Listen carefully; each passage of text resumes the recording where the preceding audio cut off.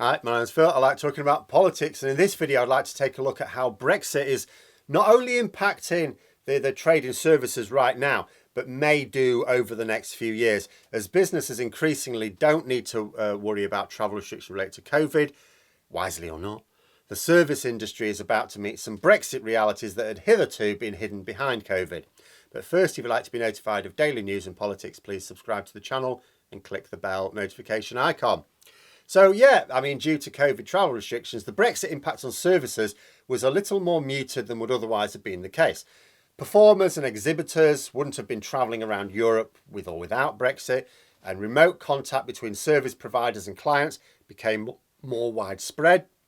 However, as travel restrictions are easing, lots of service sectors want to go back to the old normal. Not sensible in my view, or even efficient in some cases, but there it is. The problem for British service providers is that they now need to consider how feasible it all is. As this is starting to become an imminent issue, I saw a report in the FT which gave some examples of the sorts of issues facing people. Let's start with performers, that's always topical. So we've all heard the stories of musicians in particular who tend to have the loudest public voices, talking about the difficulties of touring now and how it's going to hurt those who are the emerging talent. Quite apart from the laborious process of cataloguing all the equipment that you would be taking across in the van, you can't just load up your van and disappear off now. There's a hell of a lot of paperwork required. It's not at all obvious that you'd even be allowed to perform. The thing is, there are different levels of Brexit trade with Europe now. I think most people are probably satisfied that our trading arrangements with the EU are different now. Doesn't matter who they blame for that, they're different. This notion of everything carrying on as before has largely been dispelled, in most quarters anyway. So a lot of people get that we have to follow different rules to trade with EU countries. What they don't necessarily realise is there isn't really such a thing as trading with the EU for a third country. I often use the phrase, but when it gets down to brass tacks, there's no such thing. EU single market rules are there for members of the single market, not for third countries. So although we technically have a trade agreement with the EU, it doesn't really cover our trading services, which is by far and away our most important engine of production in the UK. Trading services is worth way more than trading goods. We sell services, not so much goods. When we sell services to customers in the EU, we cannot just refer to our trade and cooperation agreement. We need to deal directly with that country. Different EU countries, for example, have different rules for touring performers outside of the EU.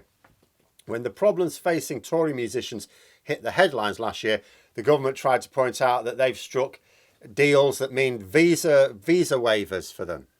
Of course, as I already said, the visas are not the whole problem. Even if you are cleared to work as a performer, doesn't mean you can get your equipment to the venue. Nor does it mean your sound or lighting engineers are allowed to work, or even whoever's driving the van. But not all EU countries even offer this visa waiver. So the rules are different in different countries. But it can be even worse than that. The article gave an example of how even inside one country it can be different. Belgium, federalised. So different parts of Belgium have got different rules. It gave the example of, in Flanders, they will only accept musicians of international renown. However, that's decided, because that's another thing. Let's say you think you're of international renown. Someone, a bureaucrat, is going to have to decide whether or not you are. There's no chart to look you up on or anything. That's a human decision to be made. But let's say you are considered of international renown. You can stay, you can perform there for 21 days. But in Brussels, same part of the same country, or different part of the same country, it's apparently much easier to ply your trade. You don't necessarily need to be world famous. So imagine you are wanting to go on a European tour. You're currently on the up as a performer. You're not yet internationally famous, but you're doing well enough that you can get gigs around and you can actually do a tour around different European cities. You can't just furrow your brow over the rules for performing in the EU, because that's not all there is to it. You have to look at the logistics of getting your equipment to each individual venue. Different set of rules for each one. So it might be that you can go to some of the venues and not others. Setting it up and being able to perform, all different rules. It's time consuming, potentially very expensive, and even with total commitment, may still not be possible. It's suggested that some musicians may just go across and hope they don't get caught. Such are the problems of actually carrying out their work nowadays. Then it gave another example. Someone who helped set up a scientific exhibition in Belgium. Ordinarily, they'd have needed some documentation that would have cost £450, it said, and an 8-week wait. Then some research suggested that actually, because of the nature of the exhibition, because it was this collaboration between artist and scientist, they probably meet the conditions for a special exemption. But they can't be certain until it's put to the test, because a bit like with the musicians and the international renown, it'll be down to a bureaucrat effectively to decide whether it meets their vague conditions. You know, they can't just ring someone, get a definitive answer until they try, it said. And that can be the problem. Being inside the single market, nice and easy. It's the nearest thing you'll get to real free trade across international borders. You just trade. You have to follow local laws, of course, and they may be different to your local laws, but the actual trade in services is easy. Now it's incredibly complex and different in different parts of the EU. That's what's going to be the real bugger for a lot of businesses. Remember, just as with businesses who trade in goods, the vast majority of businesses in Britain who trade in services are really small. They can't afford to have dedicated staff to sort out all the legal issues related to trade with lots of different parts of Europe. They used to trade with Europe as a single entity. Now it's a mass of different rules and regulations. And even if you read the rules, you can't always know exactly how they'll apply to you until you investigate further, because they can be quite vague and it's down to a person to make their judgment. You know, the article gave another example. Someone invited to the Netherlands to deliver some training. Wasn't charging for it because it was internal training for an international company, I think was the idea. But they still needed a work visa to do it, because it was still work whether or not they were being specifically paid for it or not. And that takes a month to sort out, possibly much longer, at least a month to get that visa. Well, it wasn't worth it. They were supposed to be hopping across for a couple of days the next week. Sometimes there's even a fight to agree with the destination country which documentation you even need. Because bear this in mind, almost every country in Europe is part of the single market in some form or other. It's not just that we've left this large trading bloc in Europe. Almost all of Europe is that trading bloc. And there are various countries that will occasionally deal with service providers from further afield. Like you might get someone from Japan, or that won't matter so much soon, or the United States, for example. But it doesn't happen that often. Nor does it cover a wide range of towns and cities in Europe. So some people working in the relevant offices may not have to issue permits like this for months at a time, maybe even years in some smaller towns. But Britain is a huge service economy inside Europe. Of course, we send service workers all over Europe all the time. So now we're placing a level of demand on these officers that is probably unprecedented, at least for a few decades. An absolute minefield for those trying to negotiate it all now. And if you were based in the United States and you were going to go to Europe to do something, whatever it is, deliver a tour of talks or training or whatever, you know, you're coming a long way, you're going to do a fair amount, and you're going to plan it well in advance because it's a big deal. So the time it takes to get everything in place is factored in. You know, this idea of having to wait a month or two for this documentation or that documentation or this fee or that fee, you factor it all in. Because you don't just hop across from America to Europe generally. In Britain, we have been used to just popping across at short notice. Not happening now. With one exception, of course. Because the article also made the point that I've heard several times. So let's say you are an international company.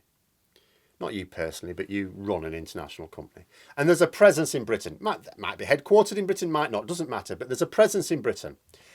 But there's also sites around the EU. It is normal, of course, when you have a business of over multiple sites to send staff from one base of operations to another to deliver training. That is standard. Yes, you could argue that this could be done remotely now, unless it's of necessity hands-on and practical. But, you know, if it's not, you could do it remotely. But I am beginning to notice that a lot of business managers are actually idiots. Not just in this country either.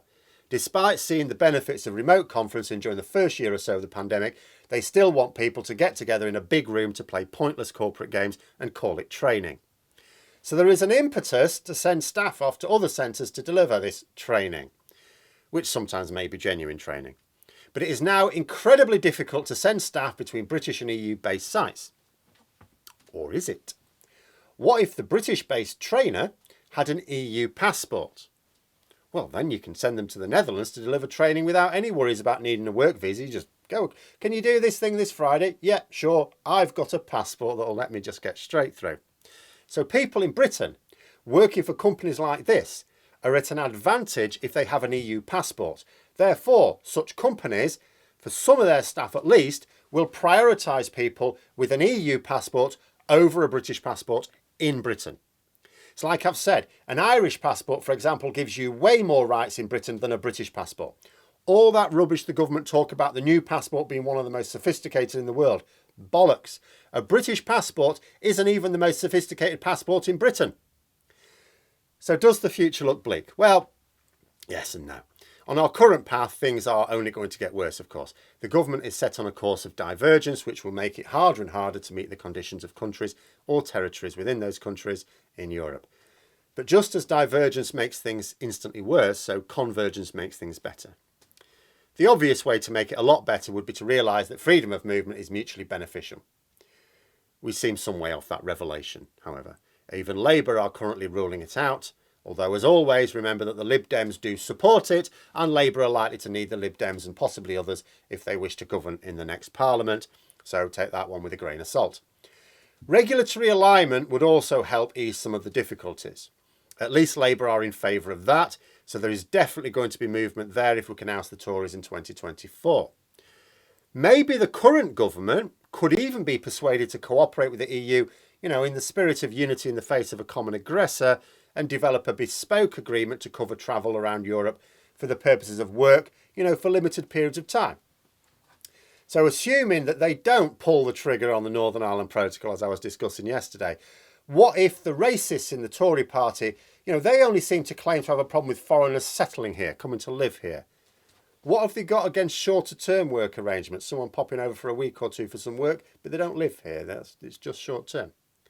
That might be something that would interest the EU and that even the Tories might not be able to argue against. Though maybe we still need Boris Johnson and Priti Patel out of the way before we can achieve it.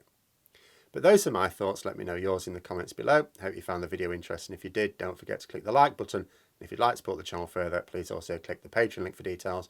And until next time, I'll see you later.